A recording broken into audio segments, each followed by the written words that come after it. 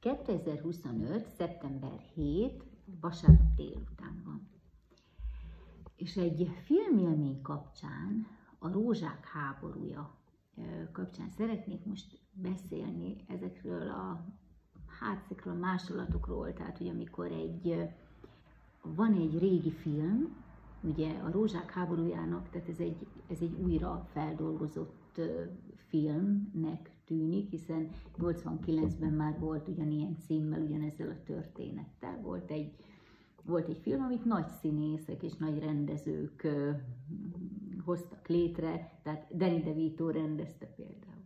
És akkor most így 30 évvel később úgy döntöttek, egy másik csapat, akik közel sem olyan fontos nevek, vagy olyan húzó nevek, mint az akkori 30 évvel ezelőtti filmben voltak ezek az amerikai színészek, hogy akkor ezt ők újra át akarják élni. Tehát, hogy van egy ilyen újra átélni azokat a dolgokat, amelyeket a régiek, vagy ezek a nagyok, a régi nagyok átélhettek. Tehát, hogy gondolom hasonló lehet ez, mint mikor, nem tudom én, a kislány kisminkeli magát otthon így vasárnap délután, hogy ő meg át akarja élni, hogy milyen lehet kisminkelt nőként, vagy anyaként, vagy nem tudom, lányként létezni.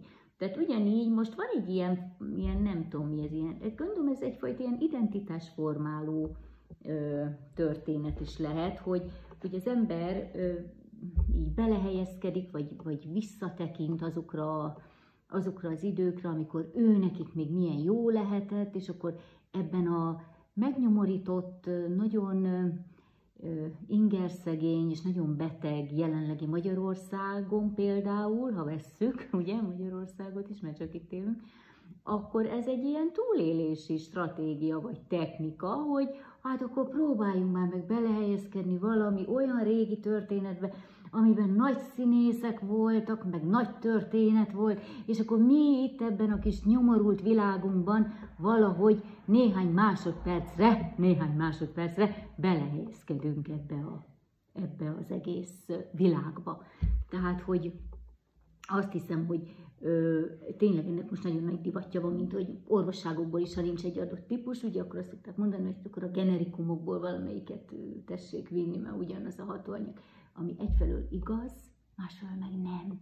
Mert ezek a régi, ugye nagyon sokan azért ragaszkodnak a régi gyógyszereikhez, tehát nem hajlandók másikra átmenni, mert hogy abban volt valami, ahhoz hozzákötődött valami, vagy a doboza, vagy a színe, vagy a nem tudom, a formája, teljesen mindegy, amihez ragaszkodik. Tehát, hogy most visszatérve a filmhez, tehát ebben a Rózsák háborújában is ez sajnos nem sikerült olyan jól, mint ez a régi Rózsák háborúja 30 évvel ezelőtt, de nyilvánvalóan ezeknek a színészeknek, annak a stábnak ez egy nagy feltöltődést adott, hogy részei lehettek annak a régi történetnek, és újra átélhették ezt a régi történetet, ezáltal ők gazdagodtak, személyiségük jobban érzi, vagy nem is tudom én, tehát hogy így, hát egy ilyenfajta személyiségbeli gazdagodás, meg egyfajta jobb lét állapotába kerülhettek ettől. Na hát ennyit szerettem volna mondani. Köszönöm szépen!